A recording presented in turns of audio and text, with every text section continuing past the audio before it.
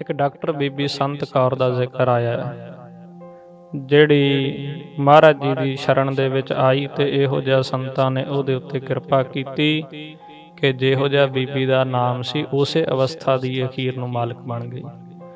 ਤੋ ਜਿਸ ਵੇਲੇ ਸੰਗਤ ਜੀ 1961 ਦੇ ਵਿੱਚ ਮਹਾਰਾਜ ਜੀ ਦੇ ਜਿਹੜੇ ਦੀਵਾਨ ਹੈ ਉਹ ਚੰਡੀਗੜ੍ਹ ਲੱਗੇ। ਜਿਸ ਵੇਲੇ ਸੰਤ ਮਹਾਰਾਜ ਜੀ ਭਾਈ ਅਜਮੇਰ ਸਿੰਘ ਹੋਣਾ ਦੀ ਕੋਠੀ ਦੇ ਵਿੱਚ ਰਿਹਾਇਸ਼ ਕਰ ਰਹੇ ਸਨ। ਚੰਡੀਗੜ੍ਹ 10 ਸੈਕਟਰ ਸੰਤਾਂ ਦੇ ਦੀਵਾਨ ਲੱਗੇ। ਬੜੀਆਂ ਸੰਗਤਾਂ ਨੇ ਮਹਾਰਾਜ ਜੀ ਦੇ ਦੀਵਾਨਾਂ ਦੇ ਵਿੱਚ ਆਉਣਾ, ਅਕਾਲ ਪੁਰਖ ਦਾ ਹਰ ਜਸ ਸਰਵਣ ਕਰਨਾ, ਕਥਾ ਸਰਵਣ ਕਰਨੀ।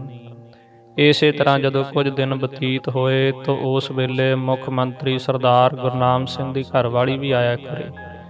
ਬੇਸ਼ੱਕ ਪਹਿਲਾਂ ਹੀ ਬੀਬੀ ਦੇ ਮਨ ਦੇ ਵਿੱਚ ਬੜੀ ਸ਼ਰਧਾ ਸੀ, ਬਹੁਤ ਸੇਵਾ ਭਾਵਨਾ ਕਰਦੀ ਸੀ।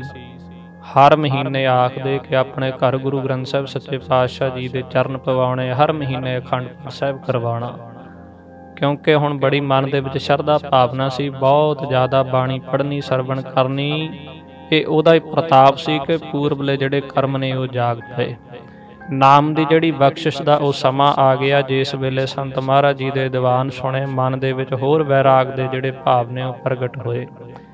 ਮਨ ਦੇ ਵਿੱਚ ਹੀ ਬਹੁਤ ਬੇਨਤੀਆਂ ਕਰਦੀ ਹੈ, ਸੰਤ ਮਹਾਰਾਜ ਜੀ ਦੀ ਗੁਪਤ ਸੇਵਾ ਵੀ ਕਰਦੀ। ਜਿਸ ਵੇਲੇ ਮਹਾਰਾਜ ਜੀ ਦੇ ਵਸਤਰ ਧੋਣ ਦੇ ਵਾਸਤੇ ਆਉਂਦੇ, ਆਖਦੇ ਕਿ ਆਪਣੇ ਘਰ ਲੈ ਜਾਣੇ ਤੇ ਧੋ ਕੇ ਵਾਪਸ ਲਿਆ ਕੇ ਸਰਦਾਰ ਬਰਿਆਮ ਸਿੰਘ ਹੁਣਾਂ ਨੂੰ ਸੌਂਪ ਦੇਣੇ।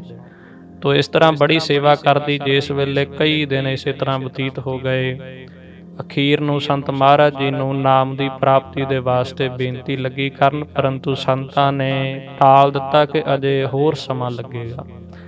ਹੋਰ ਆਖਣ ਲੱਗੇ ਕਿ ਮਾਈ ਨੇ ਬਹੁਤ ਜ਼ਿਆਦਾ ਮਨ ਲਾ ਕੇ ਸੇਵਾ ਕੀਤੀ।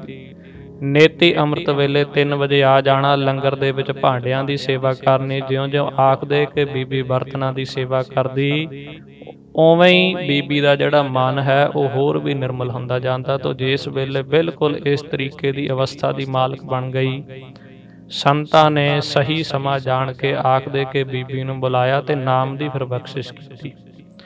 ਇਹੋ ਜਿਹੀ ਬੀਬੀ ਦੇ ਉੱਤੇ ਕਿਰਪਾ ਕੀਤੀ ਕਿ ਬੇਸ਼ੱਕ ਬਹੁਤ ਲੰਬਾ ਸਮਾਂ ਬਤੀਤ ਹੋ ਗਿਆ ਸੀ, ਪਰੰਤੂ ਹੁਣ ਨਾਮ ਦਾ ਰਸ ਜਿਹੜਾ ਆਉਣਾ ਉਹ ਸ਼ੁਰੂ ਹੋ ਗਿਆ। ਨੇਤੀ ਬੀਬੀ ਦੀ ਸੁਰਤ ਅਕਾਲ ਪੁਰਖ ਵਾਹਿਗੁਰੂ ਦੇ ਚਰਨਾਂ ਦੇ ਨਾਲ ਜੁੜੀ ਰਹਿੰਦੀ। ਜਿਹੋ ਜਿਹਾ ਨਾਮ ਸੀ ਉਸੇ ਅਵਸਥਾ ਦੀ ਮਾਲਕ ਬਣ ਗਈ।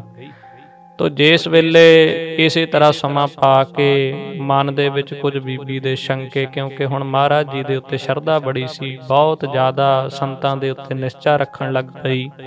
ਜਿਸ ਵੇਲੇ ਮਨ ਦੇ ਵਿੱਚ ਕੁਝ ਸ਼ੰਕੇ ਆਏ, ਉਸ ਵੇਲੇ ਆਪਣੇ ਸ਼ੰਕਿਆਂ ਦੀ ਨਿਵਰਤੀ ਦੇ ਵਾਸਤੇ ਭਾਈ ਬਰਿਆਮ ਸਿੰਘ ਹੁਣਾਂ ਨੂੰ ਸਮੇਤ ਪਰਿਵਾਰ ਲੈ ਕੇ, ਕਿਉਂਕਿ ਉਸ ਵੇਲੇ ਸੰਤ ਫਤਿਹਗੜ੍ਹ ਸਾਹਿਬ ਦੀ ਧਰਤੀ ਤੇ ਦੀਵਾਨ ਲਾ ਰਹੇ ਸਨ, ਤਾਂ ਉਹਨਾਂ ਨੂੰ ਨਾਲ ਲੈ ਕੇ ਫਤਿਹਗੜ੍ਹ ਸਾਹਿਬ ਸੰਤਾਂ ਦੇ ਦਰਸ਼ਨਾਂ ਦੇ ਵਾਸਤੇ ਚਾਲੇ ਪਾ ਦਿੱਤੇ। ਰਾਸਤੇ ਦੇ ਵਿੱਚ ਕੁਝ ਟ੍ਰੈਫਿਕ ਹੋਣ ਦੇ ਕਾਰਨ ਲੇਟ ਹੋ ਗਈ, ਪਰੰਤੂ ਮਨ ਦੇ ਵਿੱਚ ਅਰਦਾਸਾਂ ਕਰਦੀ, ਬੇਨਤੀਆਂ ਕਰਦੀ ਹੈ ਕਿ ਮਹਾਰਾਜ ਕਿਰਪਾ ਕਰਨ, ਮੈਂ ਉਹਨਾਂ ਦੇ ਦਰਸ਼ਨ ਕਰਨੇ ਆ, ਸੰਤਾਂ ਦੇ ਦਰਸ਼ਨ ਕਰਨੇ ਆ ਤੇ ਆਪਣੇ ਮਨ ਦੇ ਸ਼ੰਕੇ ਉਹਨਾਂ ਦੇ ਅੱਗੇ ਰੱਖਣੇ ਆ, ਇਹਨਾਂ ਦੀ ਨਿਵਰਤੀ ਕਰਨੀ ਹੈ।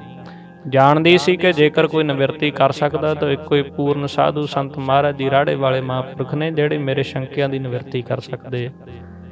ਇਸੇ ਤਰ੍ਹਾਂ ਸੰਤ ਮਹਾਰਾਜ ਜੀ ਨੇ ਵੀ ਕਲਾ ਵਰਤਾਈ ਕਿ ਦੀਵਾਨ ਦਾ ਸਮਾਂ ਹੋ ਗਿਆ, ਪਰ ਸੰਤ ਜੀ ਦੀਵਾਨ ਦੇ ਵਿੱਚ ਨਾ ਗਏ, ਸਰੋਵਰ ਸਾਹਿਬ ਦੇ ਉੱਤੇ ਜਾ ਕੇ ਟਹਿਲਣ ਲੱਗੇ। ਜਿਸ ਵੇਲੇ ਬੀਬੀ ਬਿਲਕੁਲ ਲਾਗੇ ਆ ਗਈ, ਦੀਵਾਨ ਦੇ ਵਿੱਚ ਆ ਗਈ, ਆਖਦੇ ਕਿ ਸੰਤ ਵੀ ਉੱਥੋਂ ਚੱਲ ਪਏ ਤੇ ਆ ਕੇ ਬੇਅੰਤ ਸੰਗਤਾਂ ਸੰਤਾਂ ਦੇ ਦਰਸ਼ਨ ਕਰ ਰਹੀਆਂ ਨੇ ਤੇ ਬੀਬੀ ਨੇ ਚਰਨਾਂ ਦੇ ਉੱਤੇ ਸੰਤ ਜੀ ਦੇ ਨਮਸਕਾਰ ਕੀਤੀ। ਇਹ ਤੋਂ ਪਹਿਲਾਂ ਕਿ ਆਪਣੇ ਮਨ ਦਾ ਕੋਈ ਸ਼ੰਕਾ ਸੰਤਾਂ ਦੇ ਅੱਗੇ ਰੱਖਦੀ, ਸੰਤ ਤਾਂ ਜਾਣੀ ਜਾਣ ਹੁੰਦੇ ਆ, ਅੰਤਰਜਾਮੀ ਹੁੰਦੇ ਆ ਸੰਤ। ਪੁਰਾਤਨ ਗ੍ਰੰਥਾਂ ਦੇ ਵਿੱਚ ਬਾਰ-ਬਾਰ ਇਸ ਗੱਲ ਦਾ ਜ਼ਿਕਰ ਆਉਂਦਾ ਹੈ ਕਿ ਭਾਈ ਸੰਤ ਮਹਾਂਪੁਰਖ ਤ੍ਰੈ ਕਾਲਦਰਸ਼ੀ ਹੁੰਦੇ, ਤਿੰਨੇ ਕਾਲਾਂ ਦੇ ਗਿਆਤਾ ਹੁੰਦੇ। ਆਉਣ ਵਾਲਾ ਸਮਾਂ ਮਹਾਂਪੁਰਖ ਪਹਿਲਾਂ ਹੀ ਵੇਖ ਲੈਂਦੇ ਆ। ਤੋ ਇਸੇ ਤਰ੍ਹਾਂ ਸੰਤ ਜੀ ਆਖਣ ਲੱਗੇ ਕਿ ਤੁਸੀਂ ਜੱਜ ਸਾਹਿਬ ਦਾ ਫਿਕਰ ਕਿਉਂ ਕਰਦੇ ਹੋ, ਕੋਈ ਪਤਾ ਨਹੀਂ ਇੱਥੇ ਉਹਨਾਂ ਤੋਂ ਪਹਿਲਾਂ ਪਤਾ ਨਹੀਂ ਤੁਸੀਂ ਚਲੇ ਜਾਣਾ ਹੈ। ਇਸ ਵਾਸਤੇ ਇਹ ਸਾਰੀ ਚਿੰਤਾ ਦਾ ਤਿਆਗ ਕਰਕੇ ਉਸ ਅਕਾਲ ਪੁਰਖ ਦਾ ਨਾਮ ਜਪੋ। ਤੋ ਜਿਸ ਵੇਲੇ ਸੰਤਾਂ ਨੇ ਬਿਨਾਂ ਬੀਬੀ ਦੇ ਪ੍ਰਸ਼ਨ ਕੀਤੇ ਹੋਏ ਉਹਦੇ ਜਿਹੜਾ ਸ਼ੰਕਾ ਸੀ ਉਹਦਾ ਉੱਤਰ ਦੇ ਦਿੱਤਾ, ਮਨ ਦੇ ਵਿੱਚ ਬੀਬੀ ਨੇ ਹੋਰ ਸ਼ਰਧਾ ਨੂੰ ਧਾਰਨ ਕੀਤਾ ਤੇ ਜਾਣ ਗਈ ਕਿ ਜਿਹੜਾ ਵਿਪਦਾ ਦਾ ਸਮਾਂ ਜੱਜ ਸਾਹਿਬ ਦੇ ਉੱਤੇ ਆਇਆ ਇਹ ਤਾਂ ਟਲ ਜਾਵੇਗਾ, ਪਰੰਤੂ ਇਹ ਵੀ ਜਾਣ ਗਈ ਕਿ ਉਹਨਾਂ ਤੋਂ ਪਹਿਲਾਂ ਮੇਰਾ ਸਮਾਂ ਆ ਜਾਵੇਗਾ ਜਾਣ ਦਾ। ਇਸ ਵਾਸਤੇ ਉੱਥੋਂ ਤੋਂ ਲੈ ਕੇ ਆਖਦੇ ਕਿ ਲਗਭਗ 1966 ਤੱਕ ਬੀਬੀ ਸੰਸਾਰ ਦੇ ਵਿੱਚ ਰਹੀ। ਜਿਸ ਵੇਲੇ 1966 ਸਾਲ ਚੜ੍ਹਿਆ ਉਸ ਵੇਲੇ ਕੁਝ ਸਿਹਤ ਢਿੱਲੀ ਹੋਈ, ਜਾਣ ਗਏ ਕਿ ਹੁਣ ਸਮਾਂ ਆ ਗਿਆ। ਤਾਂ ਫਿਰ ਅਕਾਲ ਪੁਰਖ ਦੀ ਯਾਦ ਦੇ ਵਿੱਚ ਨੇਤੀ ਜੁੜੀ ਰਹਿੰਦੀ ਤੇ ਜਿਸ ਵੇਲੇ ਆਖਰੀ ਸਮਾਂ ਨੇੜੇ ਆਇਆ, ਜਿੱਥੇ ਅਕਾਲ ਪੁਰਖ ਦਾ ਨਾਮ ਜਪਦੀ ਉੱਥੇ ਸੰਤਾਂ ਦਾ ਵੀ ਧਿਆਨ ਧਰਦੀ ਹੋਈ ਬੀਬੀ ਅਖੀਰ ਨੂੰ ਆਖਦੇ ਕਿ ਸੰਸਾਰ ਨੂੰ ਆਖਰੀ ਫਤਿਹ ਬੁਲਾ ਗਈ। ਵਾਹਿਗੁਰੂ ਜੀ ਕਾ ਖਾਲਸਾ, ਵਾਹਿਗੁਰੂ ਜੀ ਕੀ ਫਤਿਹ।